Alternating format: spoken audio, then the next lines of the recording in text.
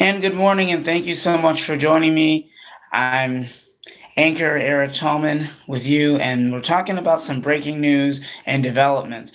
The breaking news is basically on the severe weather that Southeast Michigan had yesterday with very powerful winds and thunderstorms and all that stuff. And that's what we're going to talk about. So let's go ahead and start it here. There are about, we're going to say, a lot of customers across Southeast Michigan, DTE customers, are still in the dark in Southeast Michigan. And this was actually posted at 7:46 a.m. for May the 5th, 2018. Well, I'm hoping for the best, and I hope that the power is restored as soon as possible. Let's begin. After high winds and severe weather across Southeast Michigan on Friday, DTE says that about 2 million customers in the area without power. That's a big number. That is as Saturday, 6 a.m. A total of 3 million customers in the area without power.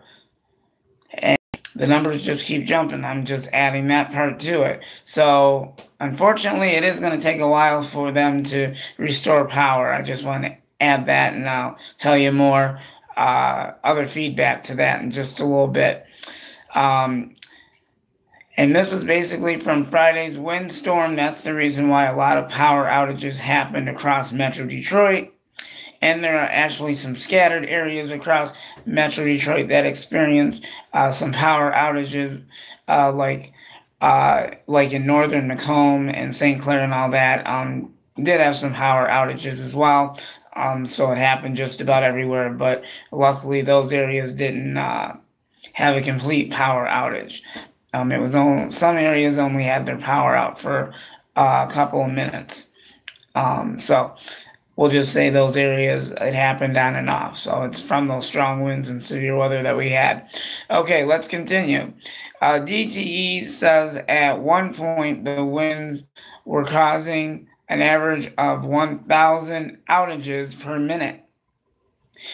DTE says that by the end of the day, Sunday, it expects to have power restored to 90% of people who were affected by the winds.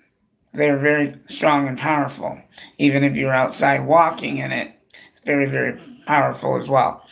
DTE asks that customers to proceed with caution when outdoors because of the increased possibility of down power lines. Stay at least 20 feet away from all power lines and anything in contact with the down power line. So make sure that you stay away. That is completely a dangerous situation. So I just want to add that. If there are power lines down, you want to stay away. It's very, very dangerous. So just be aware of that. It's just a safety tip as well that I wanted to add on there. DTE offers those additional storm tips. Never drive across a down power line. You never want to do that. If a power line falls on your vehicle, remain in until help arrives. Always operate generators outside to avoid dangerous buildup of toxic flames or whatever you want to call that. I'm not sure how that's pronounced. Don't open refrigerators or freezers more often than absolutely necessary. At closed refrigerator will stay cold for at least 12 hours. But if you open the refrigerator, that's just letting all the cold air out, and then that's how the food and all that spoils. So you don't want to be opening up the freezer, leaving that open, and the refrigerator open. You want that stuff to be cold and all that good stuff. So that's just a warning so you guys know. You want to keep it closed as well as filled. Freezer will reserve food for 2 days. All right. Breaking news is not cool. It's not. We're going to be quite busy today. Turn off or unplug all appliances to prevent electrical overload when power is restored. So that means computers and all that stuff. You want to make sure that all of that stuff or anything that's plugged into the wall, stuff like that, make sure that you do just that. Leave on one switch light to indicate when power is restored. So that way, if one light switch is on when the power is being restored, you'll kind of have an idea of what's going on.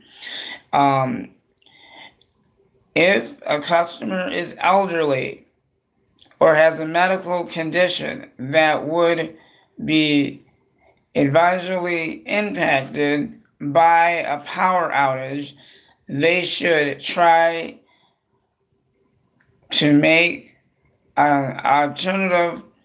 I don't know how that's spelled, but we'll just say different arrangements with family or friends when this stuff happens. I'm not quite sure, so I don't want to guess at what that sentence says, because clearly I don't understand that. And I apologize. So turn off motor-driven appliances such as refrigerators to prevent overheating and possible damage. Excessive electronic devices also should be unplugged. That would be your laptop, tablet, and all that good stuff. Stay out of flooded or damp basements or other areas if water is in contact with outlets or any electricity operated appliances. The water or pressure may serve as a conductor of electricity. This can be serious or even fatal injury. That's another dangerous thing that you don't want to be doing. So there are a lot of precautions that you need to be paying attention to and listening to. So we'll probably have more breaking news coming in as well. Let's continue. Assemble an emergency kit. It should include a battery-powered radio, a flashlight and candles, extra batteries, a first aid kit, a fire extinguisher, bottled water, and non-perishable food. That would be stuff that you don't put in the microwave, because when the power is out, you can't use the microwave anyway. So, customers who depend on electricity-powered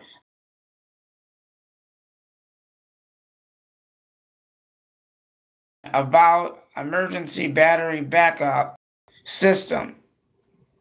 So if you are required to have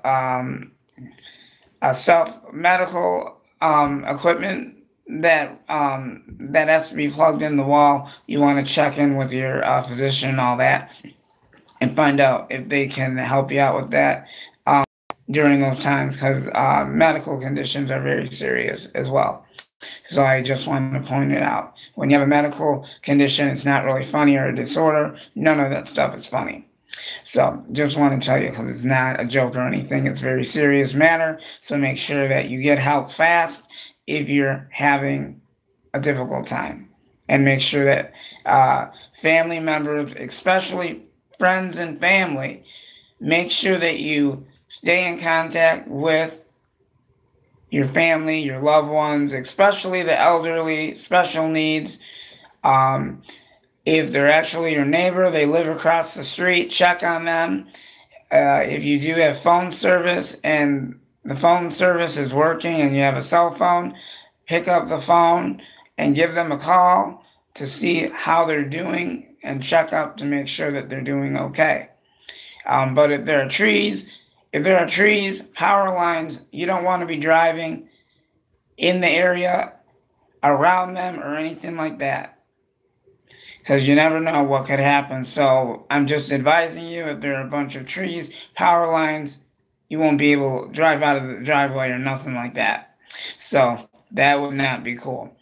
Okay, so like I said, if you have power equipment, you make sure that you ask your physician, like I just said. If a customer is elderly or has a medical condition that would be advisedly impacted by a power outage, they should depend on an emergency plan that allows for an alternative arrangements with family. I'm not sure. It's spelled ACCOMMODATIONS with family or friends. And I believe that would be just special arrangements where you stay with them. Oh, wait a minute. I know what that word is. I'm sorry. Alternative. So that means accommodations. I'm sorry. An alternative accommodations with friends or family. I'm sorry. It just took me a minute to figure that out. Really sorry about that.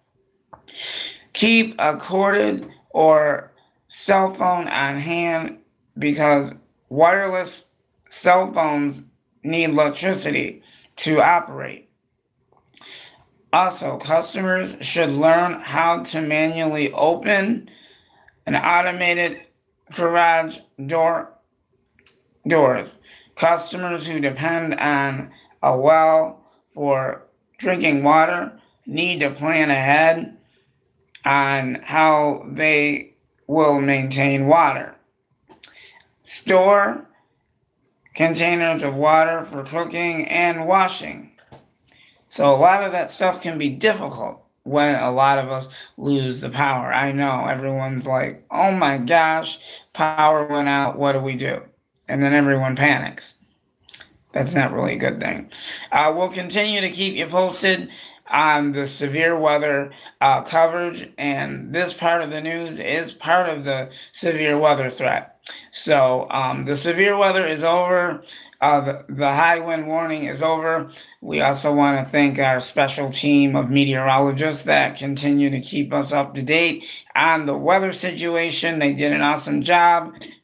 Kept up with the radar and all that kind of stuff, and gave us updates as we went through the day into the overnight hours. So things kind of calmed down in the evening hours and the overnight hours, but after those storms rolled in, then the high winds come after that.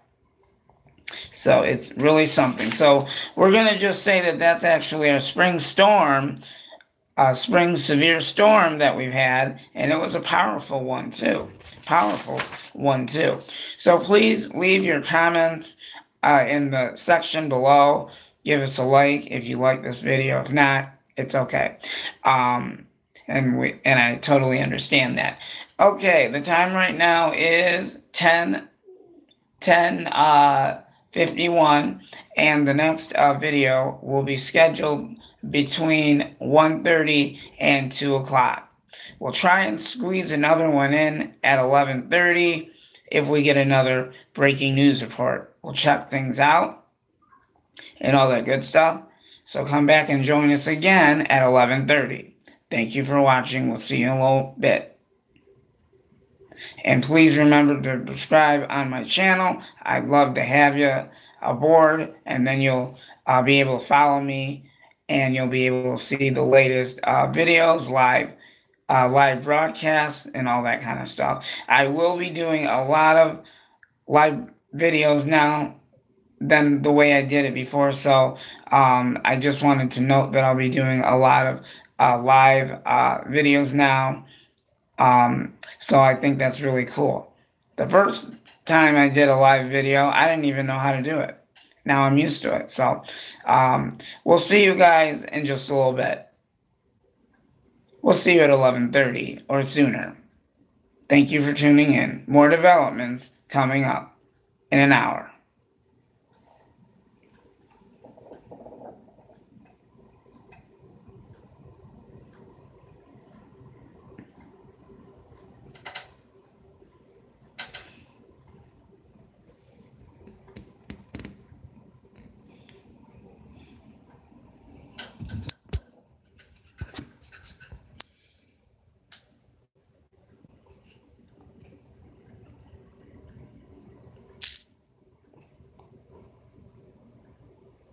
Sorry about that.